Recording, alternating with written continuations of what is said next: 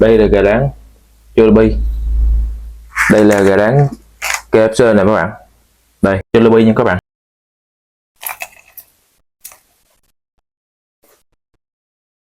Các bạn, gà rán Jollibee rất là mềm mặn, vừa ăn, nói chung là gia vị rất là vừa ăn, dai giòn. Xem gà rán KFC nha các bạn. Đây